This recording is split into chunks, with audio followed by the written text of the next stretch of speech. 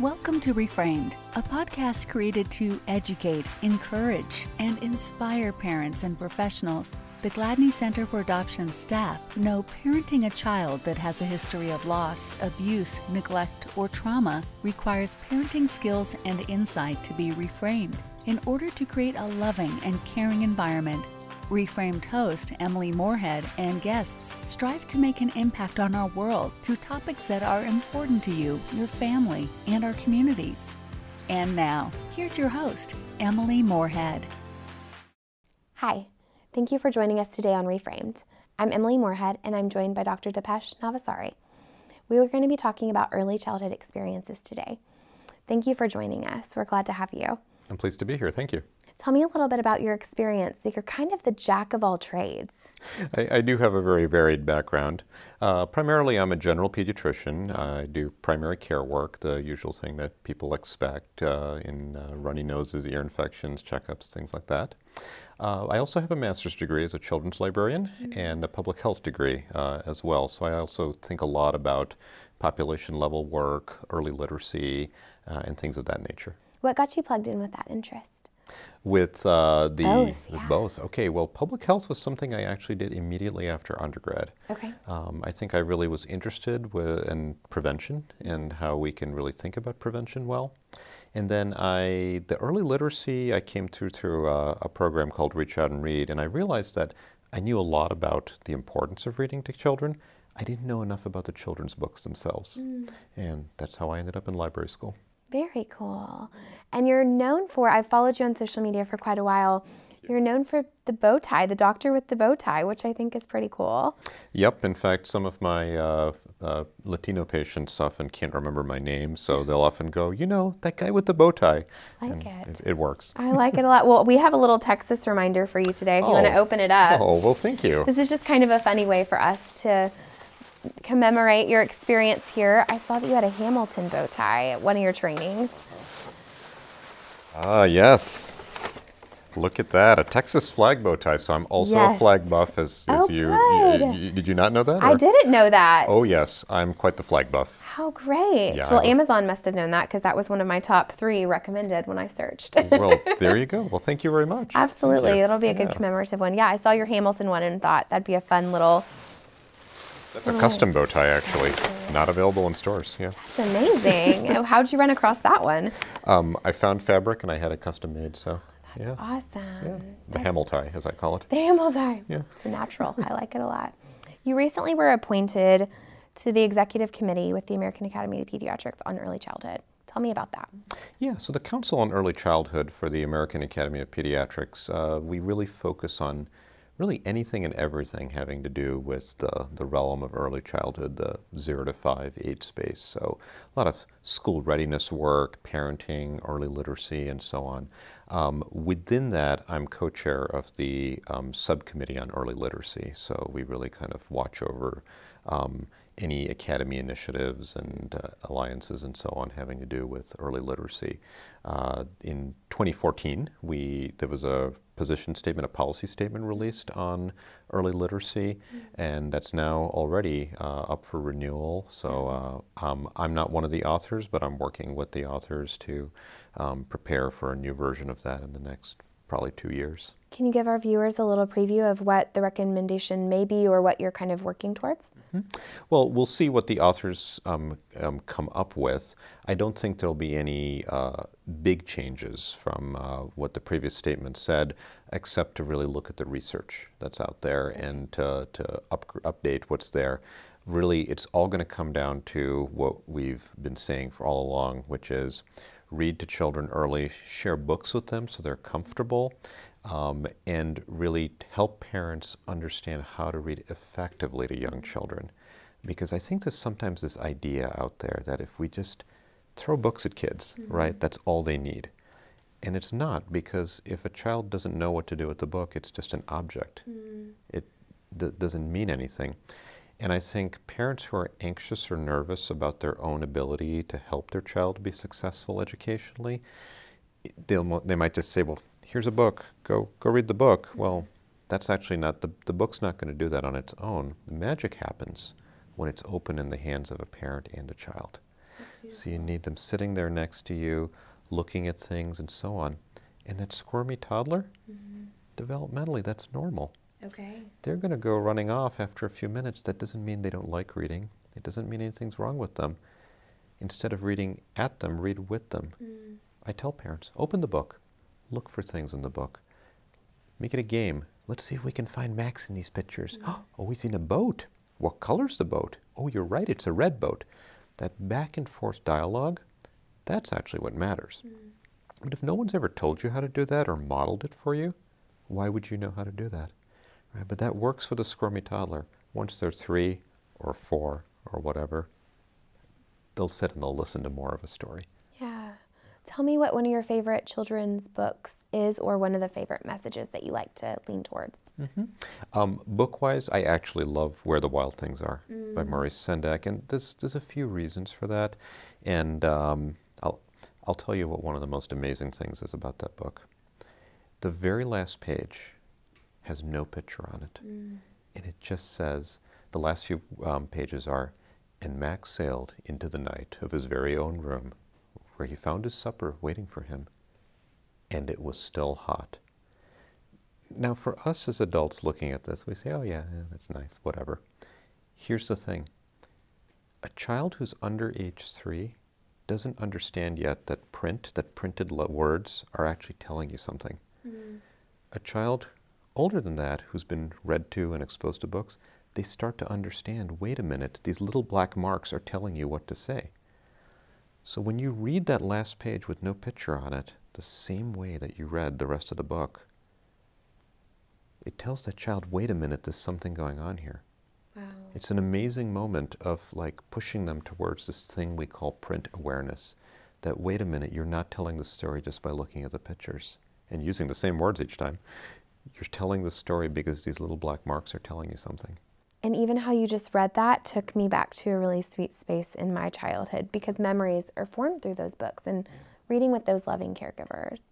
That's amazing. So every time a parent's reading that book and a child is hearing it, we're pushing that child towards print awareness. And I remember the moment I suddenly realized that and saying, this is masterful. Now, I wish I could ask Maurice Sendak whether he did that, but he's dead, so it's a little hard to do that now. Sure. We'll make the best assumption of it. So reading is a component. In the first 3 years, that's when 80% of the brain is developed in early childhood. So reading is definitely a component of that. Why is that such an impactful and pivotal time period for children? So much of the brain's wiring happens, so that the neurons are largely there, but it's not the neurons themselves, it's how they connect to each other and stimulate each other.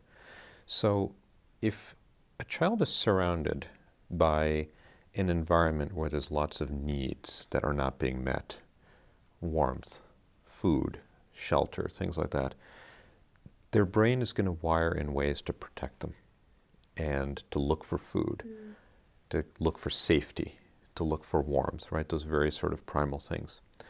However, if all those needs are being largely met, then the neurons will wire for other things like love and social interaction and learning. You know, learning that what the ABCs are is irrelevant if you're constantly looking for food because you're hungry all the time. So we want to take advantage of that early time when those neurons are wiring and say, let's push the neurons to wire in that way that helps them be successful and become capable adults, rather than wiring for survival. We live in a society that we shouldn't have kids at a young age wiring their brains for survival. Sure. So a lot of our families are adopting children who are older than 3. What does that mean for them? There's a myth that folks like myself are sometimes somewhat guilty of helping perpetuate, that all brain development happens early and then it just stops, right? So people think, oh, I heard that if you don't fix these things by the time they're 3 or 5 or whatever, that it's all over. Sure. Far from it.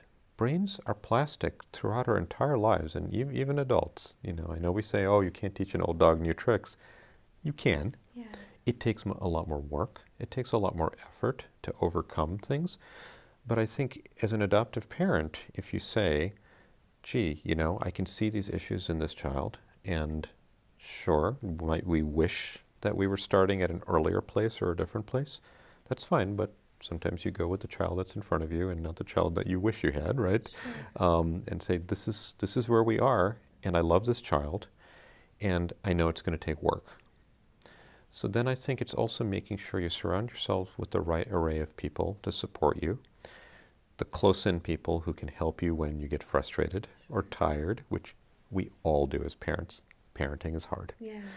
You know, so making sure you have someone to help you with those moments, and then the other layers, right, including the experts who understand and know what to do in these difficult situations, that understand early trauma, and that understand how to approach things, and to understand the challenges that parents face. Absolutely. And how to adequately address those things. Wonderful. I think that's empowering, because a lot of times when I hear research on the first 3 years, I feel panic, and it's so empowering to know the brain is always growing. You just have to be intentional in how it grows. It's amazing. Exactly. One of my questions for you is, you know, a lot of our children that come to us from hard places, for example, prenatal exposure to drugs or alcohol, they kind of start at a disadvantage per se. What does that look like with the brain, and what kind of outcomes could families expect? Mm-hmm. I think the question of substance exposure is a tricky one, because not all substances are the same. And taken to an extreme, you know, we have people who say, "Oh, I'm avoiding caffeine," you know, and sometimes in the grand scheme of things, it's like, caffeine. Okay, well, if you'd like to do that, that's fine, but we've seen much worse things, you know. Sure. I think the substance I worry most about is alcohol. Part of it is that we don't have as much of a social stigma about alcohol use compared to heroin or cocaine or things like that. Certainly, you know, I think people would look askance at a pregnant woman who's publicly drinking, you know, and whatnot, but it's not the same sort of thing. And the other problem with alcohol is that its effects are incredibly variable in ways that we can't necessarily predict. So we'll have women who admitted to drinking heavily, and their child may not actually have significant deficits. Or they might drink modestly, and there are significant deficits. And this is why we can't get behind like, oh, well, a little bit's okay. It's like, well, we actually just don't know. Okay. You know? And those are lifelong effects. They're not going to go away after a while. Contrast that to, say, cocaine or heroin. Those, now, I want to be very clear, I'm not at all recommending that any pregnant woman do either of those things. I think that's an important stipulation that you add in this conversation. So, yes, Dad, I saw this doctor and he said, but the effects of those, there are some more subtle effects, but largely what we're seeing is either preterm birth or being born with a dependence, and particularly in the case of heroin or opioids or whatever. But we can wean kids off of that. It's actually really easy to wean a newborn, relatively speaking, because we're not worried about them going and scoring another hit from someone, right? They're newborns. They're not going to do that. Right. So we can, in the right home circumstance, right, we can actually wean them down. And it might take days, it might take weeks, it might take months, you know, but it can happen. Now, are there possibly some cognitive deficits or something down the road? Yeah, somewhat, but it's really hard to know how much of that might have happened anyway, how much of that was other circumstances or issues, right? It's not clear cut. We have good long-term studies looking at the crack babies from the 1980s that were such a big media thing. It was such a popular term, yeah. Yeah, and you'd see these news things and see these little babies in incubators, and, you know, it was heart-wrenching, you know, I remember that. And the reality is when you looked at the long-term studies, they found it actually had very little to do with crack, because it had to do with poverty and racism. Wow. That was really the big issue, that it was poverty and racism's effects on kids growing up in environments where they were being barraged by those issues, and that led to their poor outcomes down the road, not really the direct effects of crack. You know, and of course, who used crack is largely people in poverty, disproportionately minority groups, et cetera. So, you know, unfortunately, this still lives on in people's minds that, oh, it was all the drugs. It's like, well, it was the things leading to those circumstances. it's not just an individual failing, you know, and so on.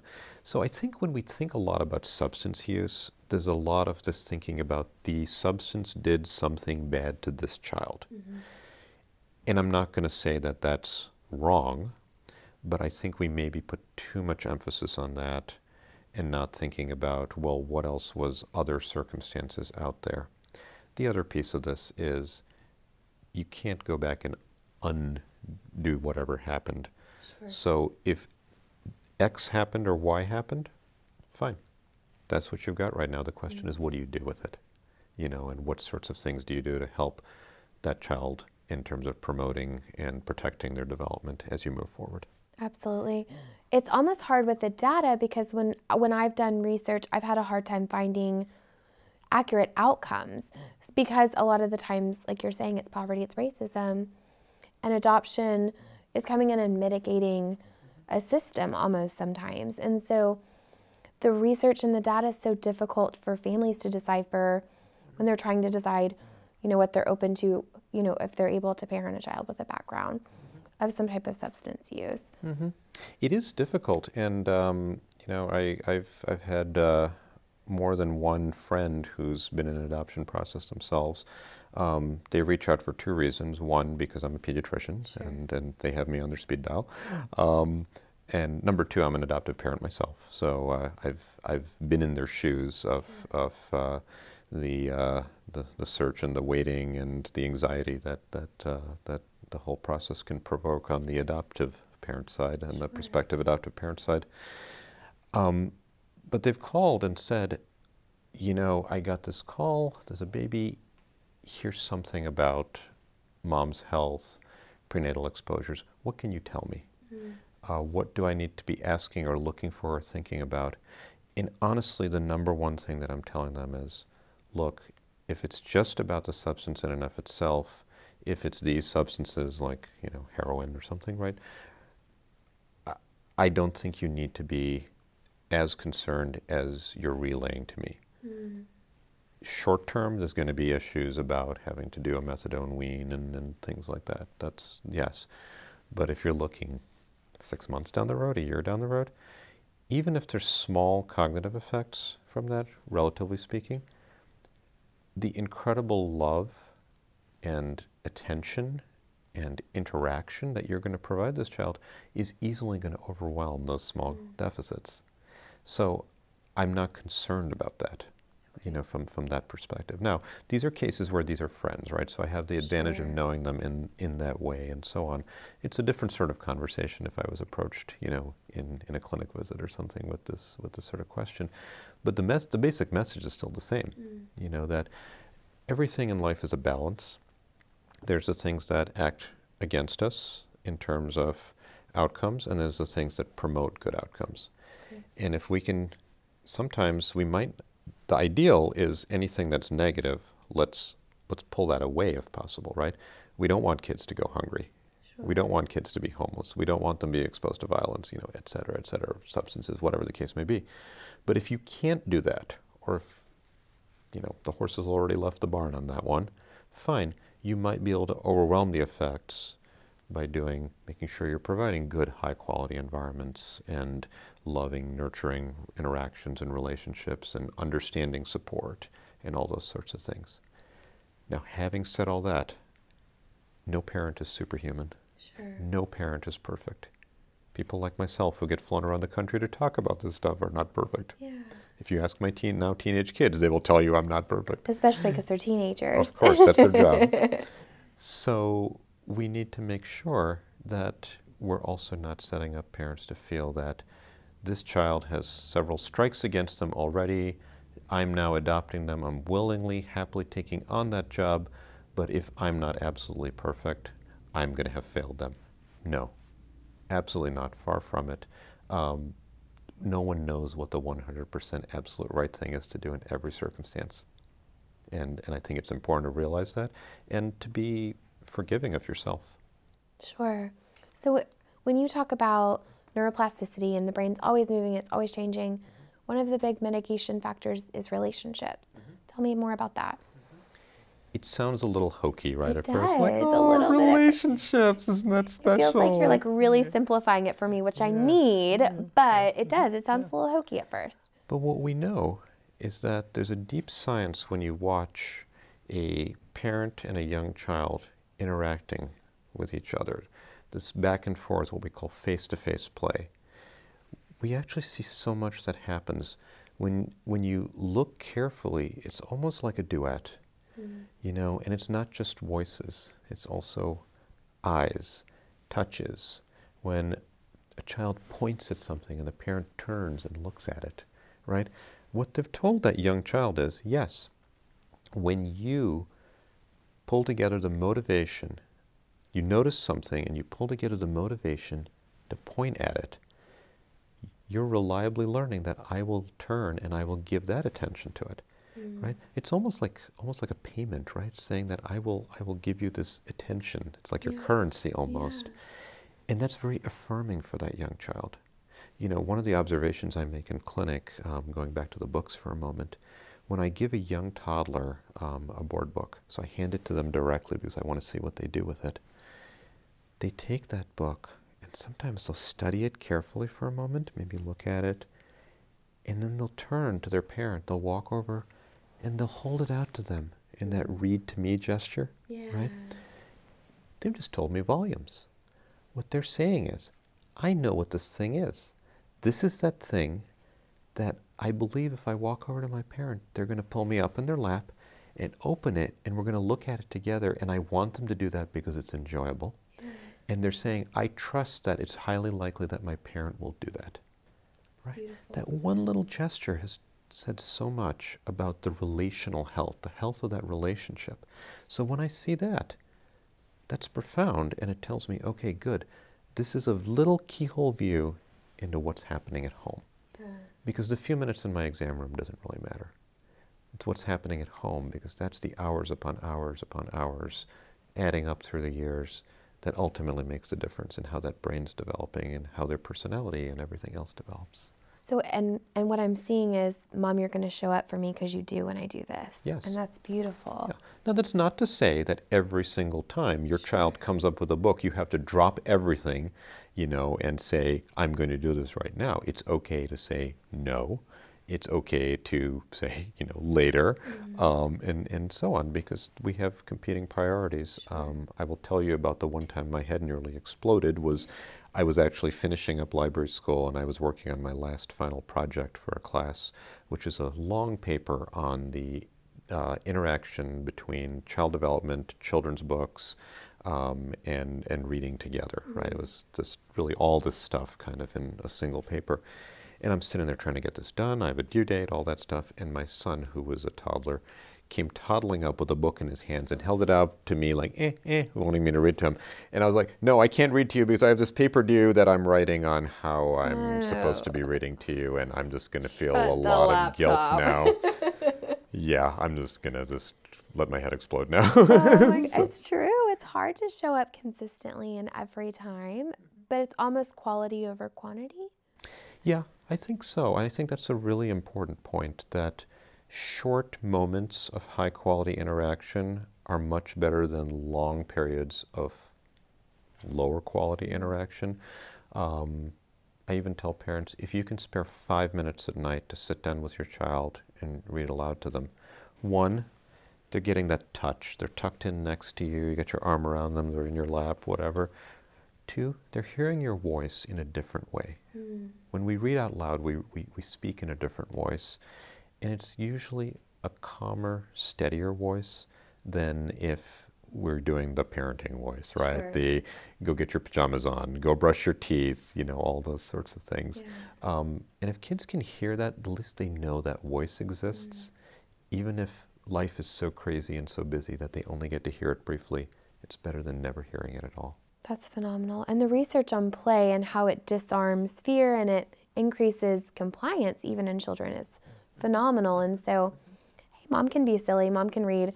We read the Barnyard Dance at my house. And man, the sounds that come from me is just kind of weird. But he loves it, and it's fun, and it's a fun way to engage. Yeah. And kids listen. When I would read The Little Engine That Could to my son, he didn't know this at the time because he was a toddler, but I would, the powerful engine, the one that's really, I would always read in a voice that sounded reminiscent of Arnold Schwarzenegger.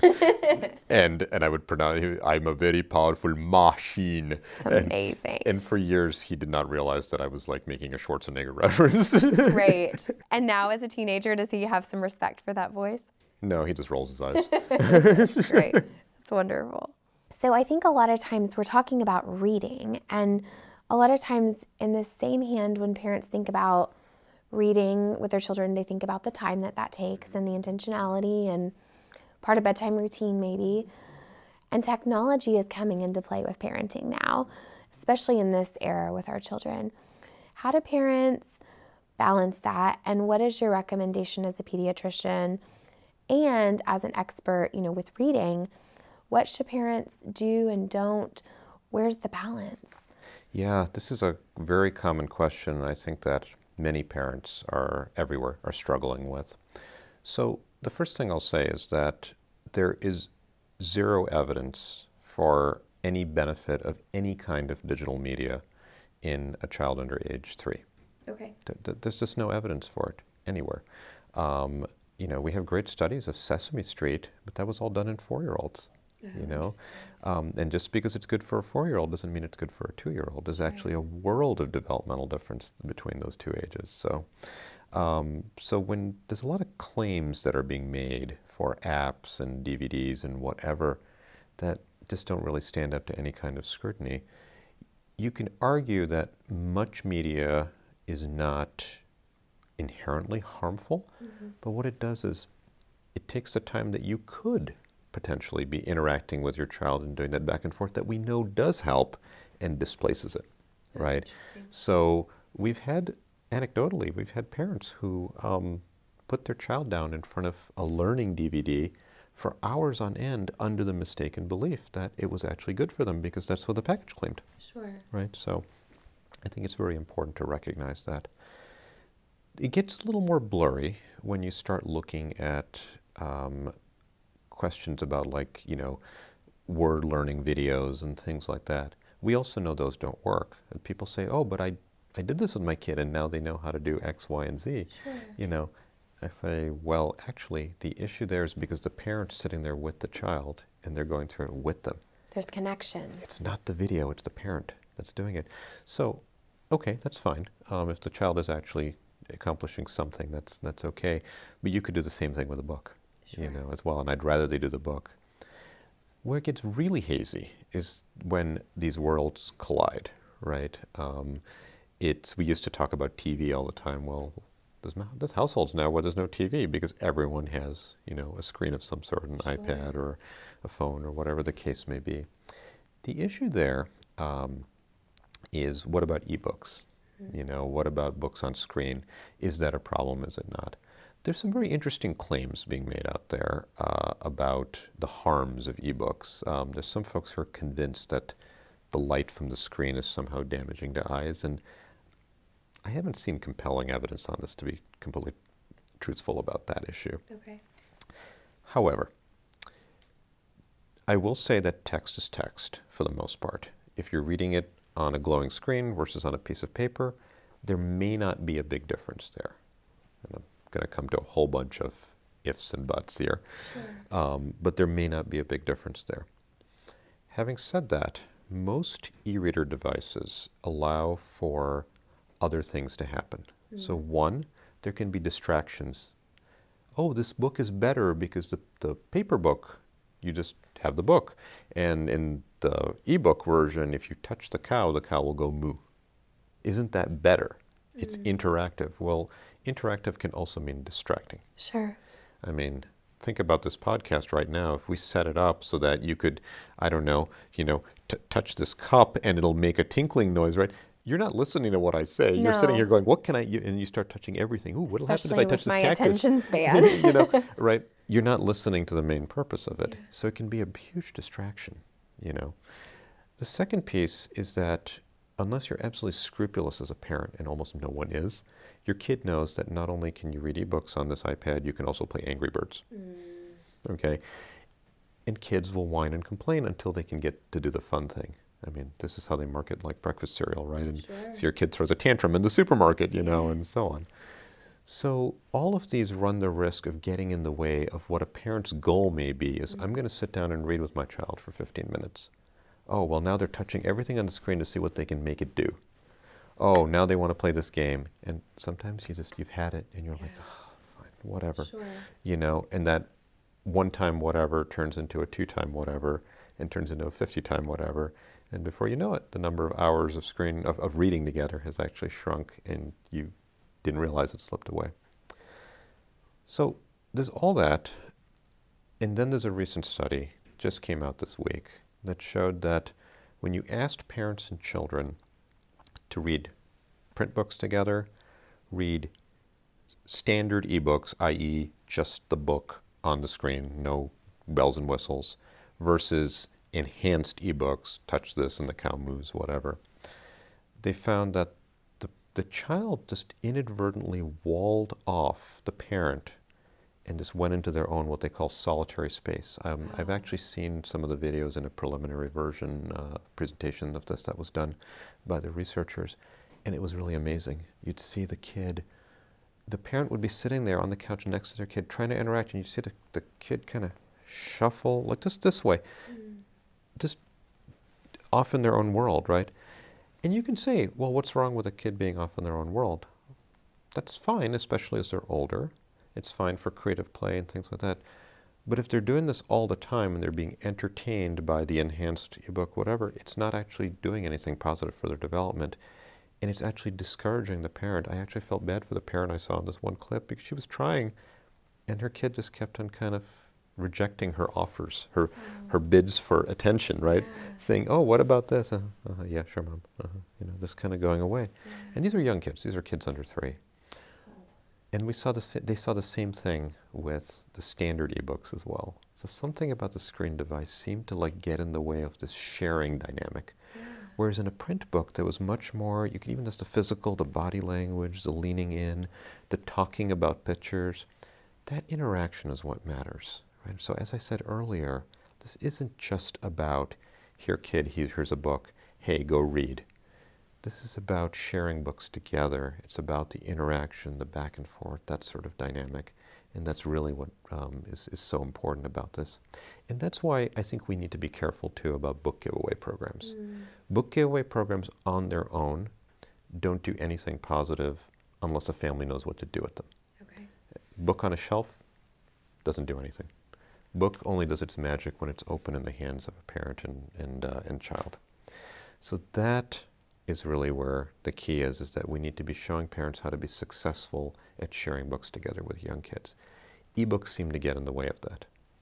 Now, having said all of this, if a parent says to me, we are out and about the whole day, I have an iPad loaded up with 50 picture books, I am not lugging 50 books around. Be my guest. That's absolutely fine as long as it's not turning into game time, your kid isn't being distracted, stay away from the enhanced ebooks, unless someone can show us there's benefit. If someone has a really well done, peer-reviewed, published study saying this clearly makes a difference that's positive, all for it. Most are not willing to do that work, and probably it won't show anything. That's so phenomenal because it's the way that technology for children is going. And so what's powerful, though, about the reading, what I continue to hear you say, and please correct me if I'm wrong, is it's the connection that matters. It's that attachment. It's that serve and return. It's, I'm going to show up for you. I'm going to engage with you. I'm going to make a silly moo cow noise, even if it's not the right way to do it. You know, like the book says, that connection can be lost in technology, which is so scary. And it is a way kind of the future. And so programs like Reach Out and Read that you're a part of, they change that. What I think is so neat about it is it models for parents who might not have had that modeling. It's so intimidating to do something for your child that hasn't been done for you. How do you even start?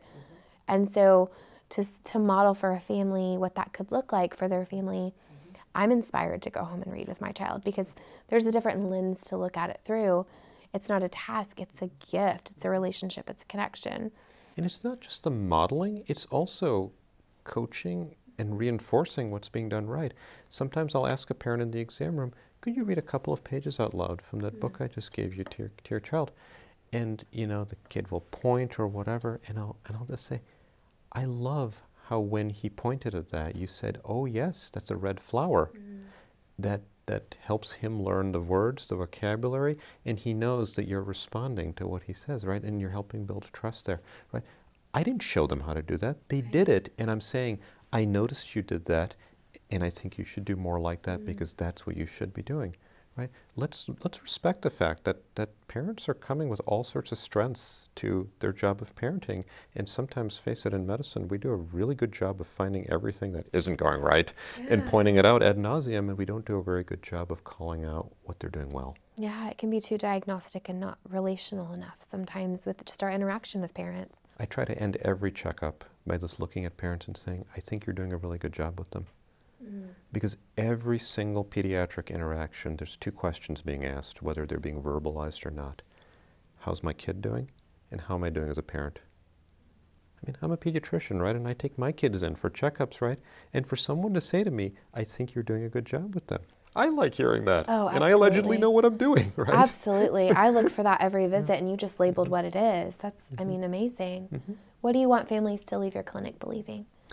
I want them to believe that they are an important influence on their child. I want them to believe that they're capable of being a good quality influence on their child's development and outcomes. And I want them to feel comfortable that they know how to find the support that they need to be able to be successful in that. That's amazing. So I want us to share with our viewers how to stay connected with you. I've found you through the Facebook world and have loved how connected you are with sharing resources and education constantly. Connect our viewers with how to find you. Yeah, certainly. Social media is a great way to reach out. I'm on Facebook. It's at Dr. Librarian, Dr. Librarian. And on Twitter, it's my last name, so it's at Navsaria. Okay. I have yet to figure out Instagram, and only my kids seem to understand Snapchat, so I haven't gone there. But those are easy ways to reach out. Or certainly people can also email me, dnavsaria@pediatrics.wisc.edu. I can't answer individual patient questions. That should be directed to your own healthcare providers, of course, but happy to provide some guidance if it's helpful. That's wonderful. Thank you so much for the conversation today. And it was so empowering, and I feel like I'm leaving with a different lens, and I hope our viewers got that as well. Thank you guys for joining us today, and continue the conversation by following his work and staying connected with Gladney University. Thanks for listening to the Reframed podcast. Be sure to visit gladneyuniversity.org to access the show notes and discover upcoming trainings at Gladney University. We'd love your feedback, so please head to iTunes and rate, review, and subscribe. Until next time.